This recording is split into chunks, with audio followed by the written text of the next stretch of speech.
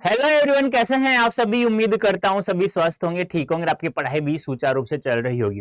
प्यारे बच्चों, आज के सेशन में हम लोग प्रीवियस ईयर क्वेश्चंस हम लोग देखेंगे। जैसे कि मान लो हम बात करें सीयूटी 2022 2023 में जो क्वेश्चंस आए हुए हैं, जो कि मैंने कॉपी पेस्ट किया है आप लोगों के लिए। तो आप लोगों को अब देखना है कि जो मैंने हिंदी नंबर 1 सीरीज चलाई थी उसके अंतर्गत आप लोगों ने कितना पढ़ा है, कितना नहीं पढ़ा है, ये आज पता चल जाएगा। कुछ वन शॉट्स भी अपलोड हो चुके हैं।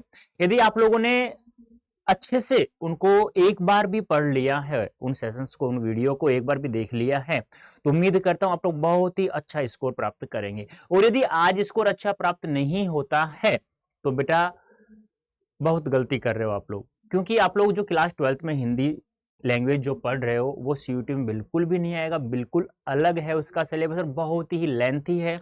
वो अभी से ही आप लोगों को पढ़ना होगा, तो जल्दी से आप लोग शुरुआत कर दो। वो कहते हैं ना, अभी नहीं तो कभी नहीं। तो अभी स्टार्ट करो, और बाद में तो फिर लेट होता ही होता चला जाएगा, क्योंकि फिर 12th क्लास की प्रिपरेशन में आप लोगों को करनी है, वहां भी आप लोगों को 95% अधिक अंक लाना है। तो पहला सवाल हमारे पास क्या है? शब्द है प्रमोषदी का उपयुक्त संधि विच्छेद क्या होगा? सही विकल्प आप लोगों को बताना है। जल्दी से बताइए क्या होगा राइट आंसर। दिख तो रहा है ना सभी को? हाँ, दिख रहा है ना? तो क्या हो जाएगा प्यारे बच्चों? देखो, मैंने एक चीज बताई थी आप लोगों को, यदि कहीं पर भी आप लोगों को दो मात्रा या दो मात्रा और एक खड़ी पाई दिखाई देती है तो 99% मैंने बताया था वहां कौन संधि मानी जाती है, बता सकते हैं आप लोग? यानी कि दो मात्रा किसी भी शब्द में दिखाई दे तो लगभग लगभग वह शब्द हमारा होगा वृद्धि संधि का। तो मैंने बताया था आप लोगों को कि शब्द देखकर भी संधि आपसे पूछ ली जाती है, तो आप लोगों को ट्रिक्स में याद रखना, दो मात्रा आ गई तो वृद्धि संधि। वो कब करना है हमें? जब हमारे पास समय कम हो और क्वेश्चंस कुछ ज्यादा हो। तो ये ट्रिक्स लगभग लगभग मैंने बताया 99%। ठीक है। अब यहां क्या है? शब्द है हमारे पास प्रमोषदी, ये है। और एक चीज और ध्यान रखना आप लोग, मैंने वृद्धि संधि में आप लोगों को बताया भी था क्या, कि दो मात्राएं किस किस शब्द में आती हैं। जैसे औदार्य, औत्सुक्य, हाँ, ऐसे औषधि, औषध, मैंने ये भी बताया था आप लोगों को। तो क्या हो जाएगा प्यारे बच्चों? परम धन औषधि। तो अब देख लीजिएगा, परम धन औषधि हो जाएगा। ठीक है, हाँ, परम धन औषधि हो जाएगा। अब देख लो आप लोग कहाँ ये ऑप्शन में परम धन औषधि है क्या कहीं? यहां देखो एक मात्रा वाला है, नहीं होगा। और यहां देखो ये होगा। B option is right answer. क्या होगा? B option is right answer. ठीक है, हाँ। देखो, एक बात और ध्यान रखना है आप लोगों को, मैंने बता दिया था आप लोगों को कि दो मात्राएं कहां कहां आती हैं। एक तो औषधि होता है या औषध होता है, एक औत्सुक्य होता है, औत्सुक्य होता है, एक औदार्य होता है। और ये ना, ये रटना नहीं है आप लोगों को, ये भी मैंने यहां बताया था आप लोगों को कि उदार शब्द में यह प्रत्यय जोड़ेंगे तो औदार्य हो जाएगा, उत्सुक में यह प्रत्यय जोड़ेंगे तो औत्सुक्य हो जाएगा। ऐसे मैंने आप लोगों को बता चुका हूं। तो यहां पर क्या होगा? B option is right answer. तो आप लोगों को अब इन सवालों को, यदि यहां से कुछ सवाल पूछा जाता है तो आप लोगों को गलत बिल्कुल भी नहीं करना है। ठीक है, मैं आप लोगों को मात्र 10 सेकंड देता हूं या 5 सेकंड दूंगा एक सवाल के लिए, तो जल्दी से आप लोग इसका आंसर दीजिए, क्योंकि 5 या 10 सेकंड में आप लोग आंसर दे दिया आप लोगों ने तो इसका मतलब सही है। फिर 10 सेकंड बाद में तो फिर तुक्का मारना है। तुक्के से हिंदी में कोई सवाल सही नहीं होता है, आप लोगों को पता होगा। ठीक है, तो आपसे पूछा गया साहित्य से कि हिंदी साहित्य के कालानुसार लेखकों के नाम का मिलान कीजिए। देखो, हिंदी साहित्य के 950 या 900 वर्षों को चार कालखंडों में बांटा गया था। आदिकाल, भक्तिकाल, रीतिकाल और आधुनिक काल। अब यहाँ कुछ कवि दिए हुए हैं और उनका काल दिया हुआ है कि कौन सा कवि किस काल का है, आपको ये मिलान करना है। तो एक है भिखारी दास है, एक चंद्र बरदाई है, एक गुरु गोविंद सिंह है, एक भारतेंदु हरिश्चंद्र है। भारतेंदु हरिश्चंद्र, आपको पता है एक नारा दिया था, हिंदी हिंदू हिंदुस्तान। पूछा जा सकता है, याद रखना है। हिंदी हिंदू हिंदुस्तान का नारा देने वाले विद्वान कौन थे? भारतेंदु हरिश्चंद्र। और ये किस काल के थे? भक्ति काल, वो सॉरी आधुनिक काल के थे। किस काल के थे? आधुनिक काल के थे। ठीक है, अब बात करें भिखारी दास, तो भिखारी दास किस काल के थे? रीति काल के थे। किस काल के थे? रीति काल के थे। अब बात करें चंद्र बरदाई, चंद्र बरदाई किस काल के थे? आदि काल के थे। किस काल के थे? आदि काल के थे। अब बात करें गुरु गोविंद सिंह, तो किस काल के आते हैं? भक्ति काल के आते हैं। तो देख लो आप लोग, नंबर तीन में एक में तीन, एक में तीन कहीं है क्या? अरे रे रे रे रे, कुछ गलत कर दिया क्या? हम्म, दो में चार, देखो ये तो सही है, ये भी सही है हमारा। भिखारी दास ए में 1, ए में 1, बी में 4, सी में 2 और डी में 3। सही तो है बेटा, देखने में दिक्कत हो गया।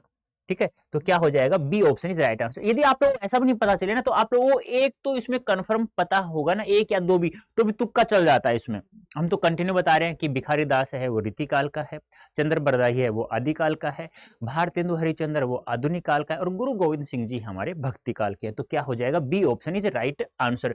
तो आप लोगों को याद रखना है, कैसे याद रखना है, हिंदी साहित्य के 900 वर्षों को 4 कालखंडों में बांटा गया है, आदिकाल, भक्तिकाल, रीतिकाल और आधुनिक काल। अब आप लोगों को यह भी ध्यान रखना होगा कि आदिकाल को आदिकाल नाम किसने दिया, हजारी प्रसाद द्विवेदी जी ने दिया। आदिकाल को वीरगाथा काल नाम किसने दिया, आचार्य रामचंद्र शुक्ल जी ने दिया। आदिकाल को संधिचारण काल नाम किसने दिया, डॉक्टर रामकुमार वर्मा ने दिया। इन सवालों को भी लिखना है।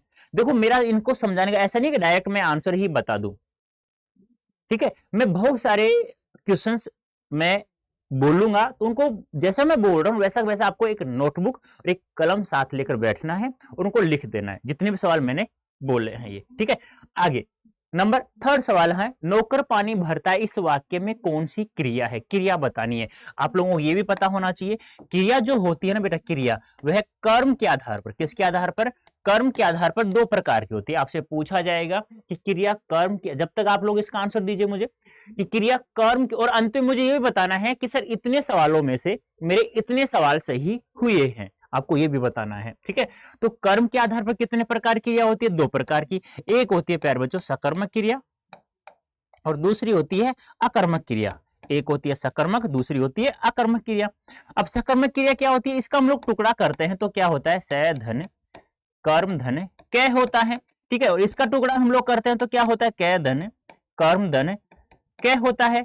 ए एक उपसर्ग है जिसका अर्थ क्या होता है, नहीं होता या बिना होता है, और स का अर्थ क्या होता है, साथ या सहित होता है। ठीक है, जिन वाक्यों में क्रिया के साथ कर्म हो या क्रिया कर्म सहित हो तो सकर्मक क्रिया होगी, और कर्म नहीं होगा, ना कर्म की संभावना हो तो वहां अकर्मक क्रिया होगी।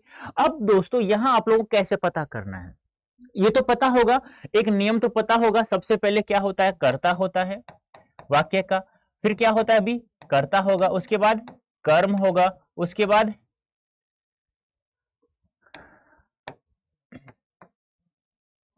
कर्ता होता है, कर्ता के बाद क्या होता है प्यारे बच्चों, कर्म होता है, कर्म के बाद क्या होती है, क्रिया होती है। ये तो पता होगा सीधा सा। या आप लोगों को ऐसा पता चले ना कि कार्य किसी के द्वारा होने का बोध हो रहा है, क्या हो रहा है, बोध हो रहा है, तो भी हम लोग सकर्मक क्रिया कर देंगे। अब यहां देखो ये क्या है, हमारा क्रिया होगी भरना, क्या होगी, ये क्या हो गया, कर्म हो गया, ये क्या हो गया, कर्ता हो गया। यहां ऐसे भी हम लोग कर सकते हैं। या क्या और किसे से प्रश्न करेंगे क्रिया के साथ में, क्या क्या किसे किसको, 3 सवाल करेंगे क्रिया से। क्या कर रहा है, भर रहा है, किसे भर रहा है, पानी को, किसको भर रहा है, पानी भर रहा है, सीधी सी बात है। तो हमारी क्या हो जाएगी, ये सकर्मक क्रिया हो जाएगी। ए ऑप्शन इज राइट आंसर। समझ में आ रहा है। या अब तुम्हें मान लो पूरा टॉपिक पढ़ना है, क्या करना है, पूरा टॉपिक पढ़ना है। ठीक है, अब पूरा टॉपिक पढ़ने के लिए क्या करना होगा आप लोगों को, क्रिया पढ़ना है मान लो, तो क्या करोगे, यूट्यूब पर क्या लिखोगे, क्रिया बाई राजेंद्र सर, बस मैं उपस्थित हो जाऊंगा और आप लोगों को पूरी क्रिया समझ में आ जाएगी। ठीक है, नेक्स्ट बात करें हम लोग, पुनरावर्ती शब्द का सही संधि विच्छेद क्या होगा, बता सकते हैं आप लोग, पुनरावर्ती शब्द का सही संधि विच्छेद क्या होगा। देखो यहां पर मैं एक चीज बता देता हूं आप लोगों को, कि एक विसर्ग संधि होती है ना, उसमें 2 ही लगभग नियम होते हैं। वो नियम कौन कौन से, मैं बता देता हूं आप लोगों को याद हो तो। विसर्ग के बाद में क्या होगा, या तो हमें सघोष वर्ण दिखाई देगा या हमें अघोष वर्ण दिखाई देगा। ठीक है, अब यदि सघोष वर्ण है तो ये विसर्ग है ना, ये विसर्ग ओ में और रे में परिवर्तित कर दिया जाता है, और यदि अघोष हो गया तो इस विसर्ग को है ना बेटा, क्या तो इस सलजम वाले सै में परिवर्तित कर देंगे, या षटकोण वाले सै में परिवर्तित कर देंगे, या सलेट वाले सै में परिवर्तित कर देंगे। अब ओ में कब परिवर्तित कर देंगे, जब विसर्ग से पहले ए या हमें आ दिखाई देता है तो विसर्ग से पहले ए या आ दिखाई देता है तो ओ में परिवर्तित कर देते हैं, और इनके अलावा और कोई सा भी स्वर आ जाता है तो रे में परिवर्तित कर देते हैं। वही बात है, विसर्ग से पहले क्या दिखाई दे, ए या आ दिखाई देता है तो सलेट वाला सह हो जाएगा, और यदि इन दोनों के अलावा और कोई सा भी स्वर आ जाता है तो षटकोण वाले सह में। तो इस सह का प्रयोग कब करेंगे, इस सह का प्रयोग हमें याद रखना है, हमें विसर्ग के बाद देखना है, क्या तो हमें च देखना है या हमें स देखना है, तो हमें किस में परिवर्तित कर देंगे, उसे षटकोण सलजम वाले सह में परिवर्तित कर देंगे। अब इन चीजों को यदि आप लोग लिख रहे हैं बेटा, तो इन सवालों को समझाने का जो आपको मैं समझा रहा हूं मेरा उद्देश्य पूरा हो जाएगा, क्योंकि मैं चाहता हूं आपकी बार सीयूटी 2024 में प्रत्येक बच्चा 200/200 मार्क्स लेकर आए। 100% नहीं, 100% तो हिंदी में चुटकियों में दिला दूंगा, लेकिन मुझे क्या चाहिए, 200 में से 200 मार्क्स क्या आप लोग लाएंगे। अब देखो यहाँ पे क्या हो रहा है, पुनः धन आवर्ती, पुनः धन आवर्ती ये आ रहा है। अब देख लेते हैं एक बार ये सही है क्या। देखो ये क्या है, शघोष वर्ण है। अघोष कौन कौन होते हैं, किसी वर्ग का पहला और दूसरा और तीनों सह होते हैं। बता चुका हूं मैं आप लोगों को, क्योंकि जो हिंदी व्याकरण की जो नंबर 1 सीरीज मैंने चलाई थी, जिसमें 37 पार्ट में मैंने करवाया था, उनमें से एक पार्ट है। ठीक है, अब यहां देखिए, तो विसर्ग से पहले, अब यहां देखो ए आ रहा है, ठीक है, ये क्या है सहघोष, तो ओ और एम में बदलेंगे। अब विसर्ग से पहले क्या आ रहा है, ए आ रहा है, तो किस में परिवर्तित करेंगे भाई, किस में परिवर्तित करेंगे, बताओ मुझे जल्दी से, ओ में परिवर्तित करेंगे। अब यहां पर है ना, अब आप लोग क्या करते हैं कि यहां जो शब्द आ रहा है, ये पुनरावर्ती जो शब्द आ रहा है, इसमें हमें एक चीज ध्यान में रखनी होगी, क्या यहां उपसर्ग निकल रहा है, यस या नो, वो हमें ध्यान में रखना है। अब इसका डायरेक्ट टुकड़ा करते हैं ना, हम डायरेक्ट टुकड़ा करेंगे तो क्या हो जाएगा, पुनर्धन आवर्ती। यहां पुनर को हम लोग उपसर्ग मानते हैं, क्या मानते हैं, पुनर्धन आवर्ती, ये होगा सही राइट आंसर। लेकिन यहां पर बेटा, यहां पर देखो सबसे बड़ी गलती क्या कर रखी है, यहां पे दे रखा है पुनर्धन वर्ती, पुनर्धन ये और इस प्रकार से। लेकिन अब यहां हमें एक दिक्कत आ गई, यहां तो यहां हलन दे रखा नहीं, यहां आवर्ती, व्रती होगा नहीं, आवर्ती होगा सीधी सी बात है, अवर्ती होता नहीं है, व्रती होता नहीं है। अब सीधी सी बात है, ए ऑप्शन इज हमारा पहला वाला राइट आंसर होगा। लेकिन ये नियम के अकॉर्डिंग कुछ शब्द क्या होते हैं, अपवाद होते हैं, जिसमें ये नियम नहीं लगते हैं। जैसे मैं बात करूं प्रातःकाल, तो प्रातःकाल प्रातःकाल ही होता है। जैसे मैं बात करूं मने कामना, क्या होता है, मने धने कामना। अब आप लोग लिखते हो मनोकामना, नहीं बेटा गलत हो जाएगा, शुद्ध शब्द क्या होता है, मने कामना ही होता है। जैसे मैं बोलूं अधय पतन, तो अधय धन पतन ही होता है, अधोपतन नहीं होता है। तो ऐसे शब्दों को आप लोगों को ध्यान में रखना है। इसलिए मैं कह रहा हूं आप लोगों को, हिंदी नंबर 1 सीरीज जो मैंने चला रखी है, जिसमें 37 या 38 पार्ट हो गए हैं, उनको आप देखो। मात्र ज्यादा नहीं है, 10-10, 15-15 मिनट के वो सेशन है, वीडियो है, जिसमें 38 पार्ट मैंने करा रखा है। उसमें आपकी नींव मजबूत हो जाएगी। क्या हो जाएगी, नींव ऐसी मजबूत हो जाएगी कि उनमें से आप लोग कोई भी सवाल गलत नहीं कर सकते। मैं लिख करके दे सकता हूं आप लोगों को। ठीक है, तो आप लोगों ने थोड़ा मेहनत करो यार मेरे साथ साथ में। ठीक है, आगे जो सवाल आ रहा है उसका आंसर जल्दी से फटाफट कौन देगा मुझे। क्या शब्द है कि निम्नलिखित में से तत्पुरुष समास का उदाहरण नहीं है, यानी आपको बताना है कि कौन सा एक ऐसा शब्द है इसमें जो तत्पुरुष समास का उदाहरण नहीं है। अब मैं बता दूं आप लोगों को कि तत्पुरुष समास होता क्या है। देखो, तत्पुरुष समास की हम लोग चर्चा करें, तत्पुरुष समास में क्या होता है, उत्तर पद प्रधान होता है। क्या होता है, उत्तर पद प्रधान होता है।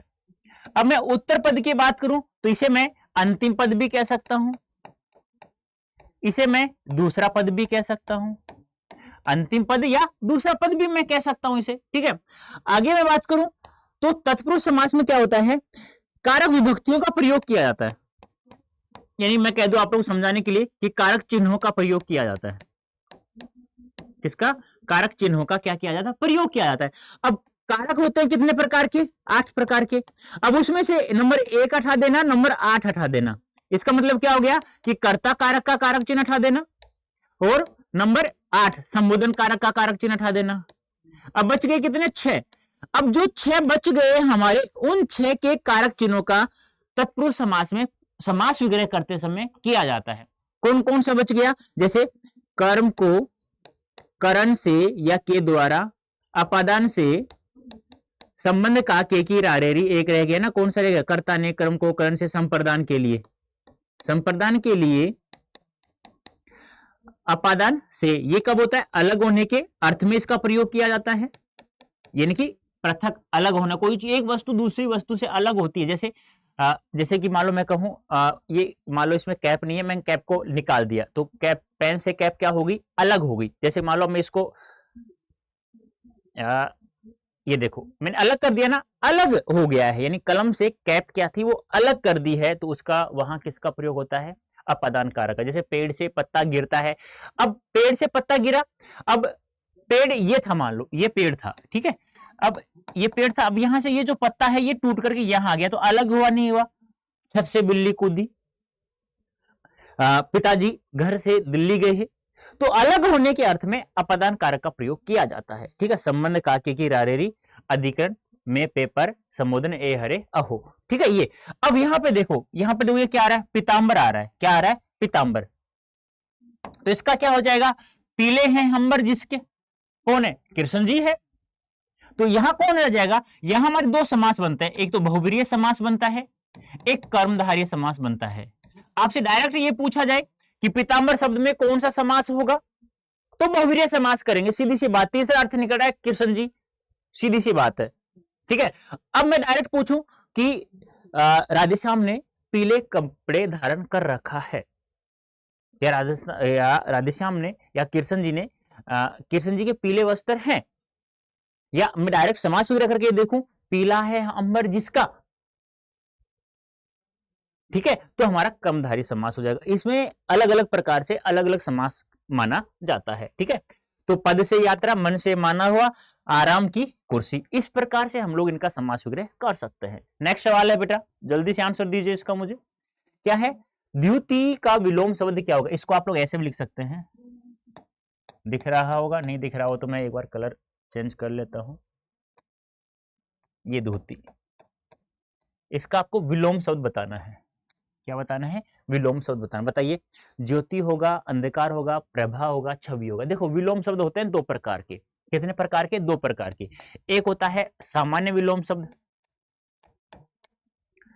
सामान्य विलोम शब्द होता है एक, और एक होता है निर्मित विलोम शब्द। अब नाम से पता चल रहा है, सामान्य विलोम शब्द और निर्मित विलोम शब्द। निर्मित क्या होता है, निर्माण हो, किससे, उपसर्गों से निर्माण होगा, सीधी सी बात है। जैसे जय, विजय, हार, जीत, दुख, ऐसे बोलते हैं ना हम लोग। सॉरी, मैंने गलत बता दिया। देखो सामान्य विलोम शब्द और निर्मित, निर्मित यानी निर्माण करने वाला, जैसे उपयोगी, अनुपयोगी, यानी कि उसमें क्या अनुपसर्ग जोड़ दिया हमने, इस प्रकार से, ठीक है। अब यहाँ पे मैं बात करूं सामान्य, सामान्य के उदाहरण थे सारे, जैसे हार, जीत, लाभ, हानि, दुख, सुख, ये सामान्य विलोम शब्द होते हैं। तो यहाँ आप लोगों को द्युति का विलोम शब्द बताना है, तो द्युति का कैसा विलोम शब्द होगा, सामान्य विलोम शब्द होगा। निर्मित यानी निर्माण करना, जैसे मैंने अभी कहा उपयोगी, क्या कहा मैंने, उपयोगी। अब इसमें मैंने क्या जोड़ दिया, अनुपसर्ग जोड़ दिया। उपसर्ग बाद में नहीं जोड़ता है, पहले जोड़ता है, ये भी ध्यान रखना है। अनुपसर्ग जोड़ दिया तो क्या हो जाएगा, अनुपयोगी, अनुपयोगी, इस प्रकार से। जैसे उपजाऊ, मैंने कहा उपजाऊ, फिर ये हो गया उपजाऊ, फिर मैं कहूं अनुपजाऊ, इस प्रकार से निर्माण कर देते हैं हम लोग उपसर्गों का प्रयोग करते हुए, तो वो कहलाता है निर्मित विलोम शब्द, ये ध्यान रखना है। तो द्युति यानी क्या होता है, अंधेरा, क्या होता है, अंधेरा, और अंधेरा क्या होगा, प्रकाश होगा, प्रकाश यहाँ क्या है, Jyoti. A option is right answer. देखो बेटा समझना आप लोगों को है, समझाना मेरा काम है। अब ऐसा मत कर देना गलती से, जो मैं समझा रहा हूँ वो भी आप लोग लिख नहीं रहे, बिना लिखे आप लोग पढ़ोगे तो बेटा फिर मुश्किल चांस है। मुझे नहीं लगता कि कोई भी बच्चा एक बार पढ़ने से उसको हमेशा के लिए याद हो जाए, हमेशा के लिए याद नहीं होता बेटा। तो आप लोगों को मेहनत करना है अच्छे से, ठीक है।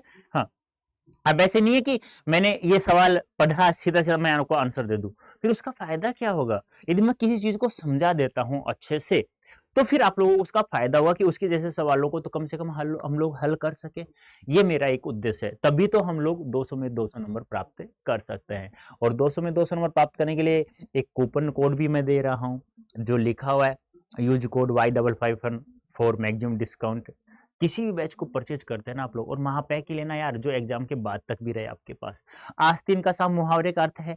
अब मुहावरा है, ठीक है, मुहावरा आपसे पूछ ले, मुहावरे का प्रयोग किया जाता है किस अर्थ में किया जाता है, मुहावरे का प्रयोग लाक्षणिक अर्थ में किया जाता है। देखो ये पता है आप लोगों को, लाक्षणिक अर्थ में इसका प्रयोग किया जाता है, ये भी ध्यान रखना है आप लोगों को। मुहावरा क्या होता है, वाक्यांश होता है, वाक्य होता है, तो ये भी ध्यान रखना। मुहावरा वाक्यांश होता है, पूरा वाक्य नहीं होता है। लोकोक्ति पूरा वाक्य होता है, ये ध्यान रखना है।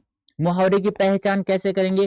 लगभग लगभग अंत में क्या आएगा? ना दिखाई देगा। देखो आस्तीन का सांप, मुहावरे का अर्थ यहां नहीं आया, लगभग बोला है मैंने भाई। लगभग का मतलब होता है कोई 1% शब्द मुहावरे आपको नहीं मिलेंगे, ठीक है। अब यहां देखिए, आस्तीन का सांप क्या होता है? बहाना करना, शर्मिंदा होना, कपटी मित्र या अक्सर कसर न छोड़ना। तो आस्तीन का सांप क्या हो जाएगा? मतलब जो दोस्त था और दोस्त दोस्त ना रहा, पीछे से दुश्मनी करता, पीछे से हमारी मतलब बुराई करता है, पीछे हमारा नुकसान कर रहा है, तो वो क्या कहलाता है? कपटी मित्र कहलाता है। सीधी सी बात है। तो क्या हो जाएगा हमारा? C option is right answer. इस प्रकार समझना है आप लोग, ठीक है। नेक्स्ट, निम्नलिखित में से मानवीय शब्द में कौन सा प्रत्यय लगा है? अब प्रत्यय के बारे में मैं बात कर लेता हूं, थोड़ा सा ध्यान सुनना जब तक आप लोग आंसर बताइए। प्रत्यय जो शब्द है बेटा, वह दो शब्दों के योग से बना है। कैसे? प्रतिधन अय। आपसे पूछ लिया जाए प्रत्यय में कौन सी संधि है, तो यहां पर ध्यान रखना ई के साथ में ए का मेल हो रहा है, तो यहां पर कौन संधि हो जाएगी? यन संधि। प्रत्यय क्या होता है बेटा? प्रत्यय शब्दांश होता है। क्या होता है? शब्द नहीं होता है, शब्दांश होता है। इनका कोई एक निश्चित एक सार्थक अर्थ भी नहीं होता है, ये भी ध्यान रखना है।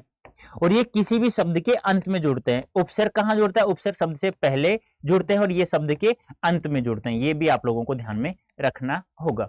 अब मानव में अब हम लोग इसमें जब बात करें तो मानव में क्या जोड़ दिया हम लोगों ने? ईय प्रत्यय जोड़ दिया, तो क्या हो जाएगा? मानवीय हो जाएगा।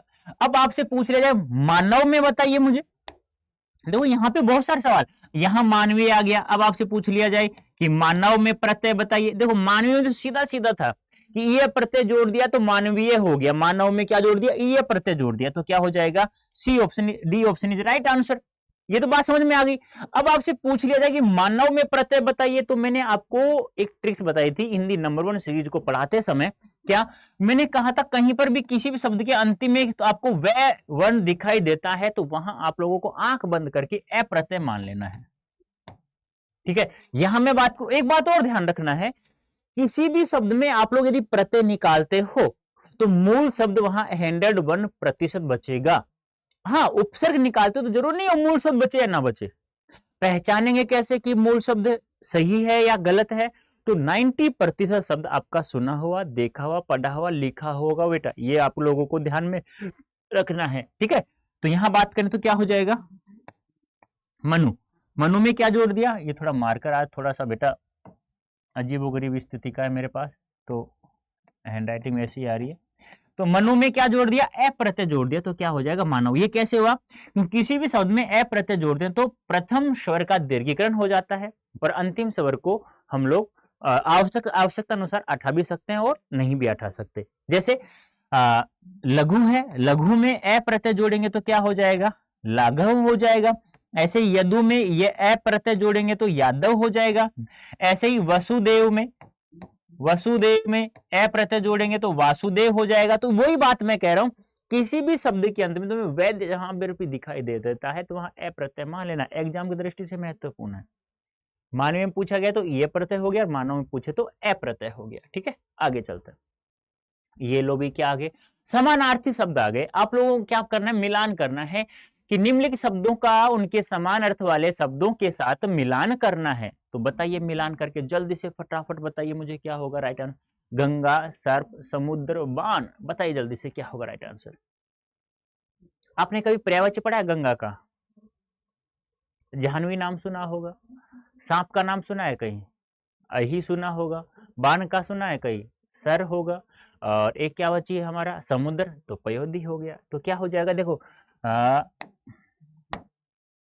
गंगा नंबर 3, सर्प नंबर 2, समुद्र नंबर 4 और बाण नंबर 1। अब देखो आप कहोगे कि सर आपको कैसे याद है? तो देखो कहते हैं ना, करत करत अभ्यास के जड़मति होत सुजान। बार बार यदि किसी चीज का आप लोग अभ्यास करते हैं तो एक मूर्ख इंसान भी चतुर, समझदार, चालाक बन जाता है। तो आप तो यार क्लास 12th में हो, अभी तो आपकी मेमोरी सजग है, अभी तुम कॉलेज में नहीं पहुंचे। कॉलेज में जाने के बाद में तो जंग लगती है, क्योंकि वहां पढ़ते नहीं, वहां घूमते हैं हम लोग, आवारागर्दी ज्यादा करते हैं। लेकिन आपको वहां पहुंचकर भी आवारागर्दी भी करनी है और पढ़ना भी है, सभी काम करना है आप लोग यूनिवर्सिटी में। अब उसके लिए आप लोगों को सीयूईटी में तो आपको पता है ना, अच्छे मार्क्स लाना पड़ेगा, तभी आप लोग एक अच्छी कॉलेज मिलेगी आप लोगों को। अब आप कहोगे मुझे डीयू का नॉर्थ कैंपस में चाहिए कॉलेज, तो बेटा उसके लिए तो आप लोगों को प्रत्येक सब्जेक्ट में 100% लाना होगा। ठीक है, तो देख लीजिए कहाँ है ये 3 2 4 1 3 2 4 1 3 2 3 2 3 2 3 2 4 1। Fourth option is right answer. कर सकते हैं आप लोग ऐसे। चलो लास्ट, अब क्या कह रहा है कि अनेकार्थक, अब वो अभी तो समानार्थी शब्द आए थे, समानार्थी यानी समान अर्थ रखने वाले शब्द। अनेकार्थ क्या होता है कि एक शब्द के बहुत सारे अर्थ होते हैं, उन्हें अनेकार्थी शब्द कहा जाता है। एक शब्द के बहुत सारे अर्थ होते हैं, उन्हें अनेकार्थी शब्द कहा जाता है। तो बताइए अनागत, कंचन, इंदु, नव, बताइए जल्दी से क्या होगा राइट आंसर। अब एक तो इसमें ऐसा है जो आप लोगों को लगभग लगभग पता होता है, बताओ क्या होगा। कंचन सुना है सोना, नव इंदु सुना है चंद्रमा, नहीं सुना क्या, बताओ जल्दी से मुझे, फटाफट आप लोग मुझे आंसर दो जल्दी से।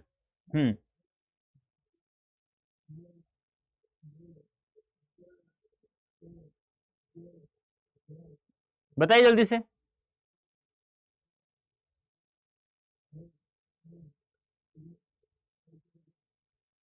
नहीं, देखो अनागत, देखो अनागत, अनागत क्या होता है, अन धन आगत, यानी हम लोग टुकड़ा करें, देखो टुकड़ा करना आना चाहिए आप लोगों को, टुकड़ा करना आ गया तो आप लोग आराम से समझ जाओगे, अन धन आगत यानी नहीं आने वाला। कंचन सोना, इंदु चंद्रमा, नव, नव यानी नया भी होता है और नव यानी नो भी होता है, यहां पे जो बताया जा रहा है वही हम लोगों को करना है। अब यहां देखो अनागत अपूर्व हो गया, जो पहले आया हुआ नहीं है, अनागत यानी जो आया हुआ ही नहीं है, तो अपूर्व यानी जो पहले नहीं आया हुआ। कंचन सोना होता ही है, इंदु चंद्रमा होता ही है, नव यानी मैंने बोला नया भी होता है और नो भी होता है। तो देख लीजिएगा यहाँ पे 3 1 2 4, 3 3 1, देखो एक में 3, एक में 3 ठीक है, यहां भी ठीक है, फिर है 2 में 1, 2 में 1 यहां ठीक है, ये गलत है, तो C option is right answer. D में, सी में 4, और ये थोड़ा अच्छे से मिलान करना, देखो मुझे भी दिक्कत आ रही है, आंसर मैंने सही बता दिया है, लेकिन मिलान करना अच्छे से एक बार देख करके, क्योंकि छोटी सी गलती भी आपको बहुत बड़ी मुश्किल में डाल सकती है। क्यों? क्योंकि एक सवाल गलत होता है ना, तो 5 नंबर का एक सवाल होता है, तो 5 नंबर तो गए, बल्कि गलत होगा ना तो 1 नंबर और कटेगा, तो कुल कितने नंबर कट गए आपके, 6 नंबर कट गए, और 200 में 6 गए तो कितने बचे, 194, 194 आ गए तो 100% तो कभी आएगा नहीं, और 100% नहीं आएगा तो आपको मुंह मांगी कॉलेज नहीं मिलेगी बेटा। तो उसके लिए आप लोगों को क्या करना होगा, मेहनत करना होगा जबरदस्त तरीके से। ठीक है, अब मैं बार बार आपको ये कह रहा हूं कि मुंह मांगी कॉलेज, आपको पसंद वाली कॉलेज कैसे प्राप्त होगी, कैसे प्राप्त नहीं होगी, ये सब मैं आप लोगों को एक, देखो एक सीयूटी अड्डा 24/7 एक ऐसा प्लेटफॉर्म है जो आप लोगों को प्रत्येक चीज उपलब्ध कराता है। देखो 2022-23 क्वेश्चन आपके सामने है, प्लस में बुक भी आपके पास पहुंचाई जा रही है, प्लस में प्रत्येक टीचर इतना मेहनत करता है, क्योंकि 2023 की मैं बात करूं ना, तो प्रत्येक यूनिवर्सिटी में जाके पूछना, सबसे ज्यादा बच्चे अड्डा 24/7 के होंगे, ध्यान रखना। विश्वास नहीं आता, एक बार जाकर के देख लो, पूछ लो किसी से भी। तो उसके लिए आप लोग एक कूपन कोड है Y55, इसका प्रयोग करते हैं ना, तो आप किसी बैच को परचेज करते हैं ना बेटा, तो आपको मैक्सिमम डिस्काउंट प्राप्त होता है। क्या प्राप्त होता है? मैक्सिमम डिस्काउंट प्राप्त होता है। देखो कैसे प्राप्त होता है वो एक बार मैं आप लोगों को समझा देता हूं। ऐसे गूगल ओपन करेंगे, गूगल ओपन करने के बाद यहां लिखेंगे आप लोग अड्डा 24/7, फिर यहाँ पे जाना है, पहले अड्डा 24/7 लिख दिया, फिर जाना है आप लोगों को, यहाँ जाना है इस प्रकार से, ऐप में डायरेक्ट चले जाना, फिर यहाँ पे जाना ऑल कोर्सेज में, ठीक है, उसके बाद जाना है अंडर ग्रेड इंट्रेंस एग्जाम में, फिर जाना है आपको CUET में। अभी अभी एक बैच लॉन्च हुआ है, आप लोगों को पता होगा, अर्जुन बैच हम लोगों ने अभी अभी लॉन्च किया है। आपका अब सब्जेक्ट क्या है, साइंस है, कॉमर्स है, क्या है, आर्ट्स है, या हिंदी मीडियम वाले, देखो हिंदी मीडियम वाले होते हैं ना, CUET arts in Hindi, science CUET Hindi, language general test in Hindi, ये हिंदी मीडियम वाले बच्चों के लिए है, तो उनके लिए संकल्प बैच स्टार्ट हो चुका है, और आप लोगों के लिए अर्जुन बैच स्टार्ट हो चुका है। ठीक है, जैसे मान लो आपका सब्जेक्ट आर्ट्स है, आर्ट्स पे ऐसे क्लिक करना, और यहाँ पे देखो आप लोगों के लिए अर्जुन बैच, श्रेष्ठा बैच, ठीक है, अर्जुन बैच ये रहा, ये अभी स्टार्ट हो रहा है, 7 सितंबर से स्टार्ट हुआ है। यहाँ पे आप लोग सेलेक्ट करेंगे जैसे ऐसे इस प्रकार से। फिर आप लोग यहाँ बाय नाउ करना है। बाय नाउ करने के बाद में अब इसको, इस कोड को PREP15 इसको रिमूव कर देना, क्योंकि देखो अभी देखो 8924 का पड़ रहा है ना ये, इसको रिमूव कर दूंगा तो कितने का, 10,449 का। अब जो मैंने कोड बताया था Y551 इसका अप्लाई कर देंगे तो अब देखो 8700 रुपए पड़ रहा है ना। अब मैं इसे अप्लाई करता हूं तो 8900 का। इसलिए मैंने आप लोगों के लिए एक कोड यही बनवाया है, एक सामान्य कोड है Y551। इसका जैसे ही मैं अप्लाई करता हूं तो ये आप लोगों को 8700 रुपए का कोर्स रहेगा। अब बात करें हिंदी मीडियम वाले बच्चों के लिए, कुछ बच्चे हिंदी मीडियम वाले के भी है ना यहाँ पे, तो वहां पे क्या करना, हमें वहीं चले जाना इस प्रकार से, ठीक है। अब देखो यहाँ आर्ट्स वाला था यहाँ पे, अब आर्ट्स हिंदी मीडियम वाले यहाँ चले जाएंगे तो उनके लिए एक संकल्प बैच अभी अभी हम लोगों ने अभी स्टार्ट होगा वो, ठीक है। अभी स्टार्ट होगा तो यहाँ से हम लोग बाय नाउ करेंगे तो वही बात है, यहाँ से इसे रिमूव कर देंगे। रिमूव करने के बाद यहाँ कोड का यूज करेंगे Y551, ठीक है। अब देखो अप्लाई कर दो तो मात्र 3319 रुपए का कोर्स है आप लोगों के लिए। अब आप लोग चाहते हैं कि सर इन कोर्सों की तो वैलिडिटी 3-4 महीने तक होगी, बात तो सही आप लोगों की गलत नहीं है, लेकिन संकल्प बैच की तो एंड तक रहेगी, ये ध्यान रखना आप लोगों को। अब यहां मैं बात करूं कि आप लोग इंग्लिश मीडियम वाले बच्चों के लिए मैं बात करता हूं, तो यहां आप चाहते हैं कि एग्जाम तक मेरे पास एक कोर्स ऐसा रहे जो एग्जाम के बाद तक भी मेरे पास रहे, जब तक मुझे कॉलेज प्राप्त नहीं हो जाती, जो मैंने पसंद पहले मैंने जो सपने में मेरे जो कॉलेज थी, जो कि मुझे इसी कॉलेज में जाकर मेरा उद्देश्य मुझे पूरा करना है। तो आप लोगों को लिए ये यहाँ पे जो महापैक दिख रहा है यहाँ पे जाना है आप लोगों को। यहाँ पे इसकी वैलिडिटी जब तक है लगभग 15 महीने 13 महीने, जब तक आपका एग्जाम नहीं होगा, एग्जाम के बाद भी आपके पास रहेगा। लेकिन यहाँ 2 महापैक है, एक विदाउट बुक है, एक विद बुक है। आपको लेना विद बुक। विद बुक का मतलब क्या हुआ कि 2000 कुछ बुक्स हैं जो हमारे द्वारा लिखी गई हैं, जैसे कि क्वांट्स की होगी, फिजिक्स की होगी, केमिस्ट्री होगी, बायोलॉजी होगी, इंग्लिश होगी, इस प्रकार से बुक्स हैं। यहाँ पे लिखा है कौन कौन सी बुक आपको दी जाएंगी, और उसमें 2022-23 के सभी क्वेश्चंस को इंक्लूड किया है हम लोगों ने विद सॉल्यूशन के। क्या आपके पास मिलेंगे? नहीं मिलेंगे। और देखो उस बैच में इस महापैक में डिफरेंस क्या है। अब वो बैच तो आप लोग, जैसे अर्जुन बैच है, अभी मैंने बताया आप लोगों को 8700 कुछ रुपए का पड़ रहा था, 9000 रुपए का मान लो एक बार आप लोग, हाँ ठीक है डायरेक्ट। तो वो तो क्या था कि जब तक आपका कोर्स रहेगा तब तक ये आपके पास रहेगा, लेकिन ये आपके एग्जाम के बाद तक रहेगा। और महापैक में क्या होता है, जितने भी कोर्स है ना, ये अर्जुन बैच, श्रेष्ठा बैच, ये सारे के सारे आपको यहाँ फ्री ऑफ कॉस्ट मिलेंगे। प्रत्येक टेस्ट सीरीज आपको फ्री ऑफ कॉस्ट मिलेगी। तो यहाँ पे जाना है, जैसे कि मान लो हमने वहाँ पे आर्ट्स था ना हमारा, आर्ट्स पे सेलेक्ट करना है विद बुक वाले में। अब यहाँ बाय नाउ करना है, बाय नाउ इसको रिमूव कर देना है यहाँ से, यहाँ अप्लाई करना है क्या, Y551, ठीक है। जैसे अप्लाई कर देंगे तो ये मात्र 12,000 रुपए का, कितने हजार का डिफरेंस है, 3,000 रुपए का मात्र। और ये जो डिस्काउंट मिल रहा है ना, ये 20% का जो डिस्काउंट मिल रहा है हमें यहाँ पे, 17% का जो डिस्काउंट मिल रहा है, ये मात्र आज के लिए ही होगा, क्योंकि 2 दिन जन्माष्टमी के ऊपर ये ऑफर था, वरना ये 15% ही रहता है, ठीक है। तो प्यारे बच्चों, उम्मीद करता हूँ आप लोग समझ में आ गया होगा कि 3,000 रुपये में हमें क्या क्या मिलेगा, अलग से हमें क्या क्या मिलेगा। एक तो वैलिडिटी 15 महीने तक की है, दूसरा बुक्स हमारे घर पहुंचा जाएंगे, तीसरा प्रत्येक टेस्ट सीरीज हमें को लॉन्च मिलेंगे, प्रत्येक टेस्ट सीरीज हमारे लिए फ्री ऑफ कॉस्ट मिलेंगे, यानी जो भी चीज़ हम लोग CUET 2024 के लिए करेंगे वो सब आपको यहाँ फ्री ऑफ कॉस्ट मिलने वाले हैं। तो प्यारे बच्चों, अभी के लिए इतना ही, धन्यवाद, थैंक यू सो मच। और इन सवालों को है ना नोट करते रहना है, जितने भी सवाल मैं समझाऊं, जितनी भी चीजें मैं समझा रहा हूं, इनको नोट करते रहना है, तभी आप लोग आगे 200 में 200 नंबर ला सकते हैं CUET एग्जाम में, ठीक है। ओके प्यारे बच्चों, थैंक यू।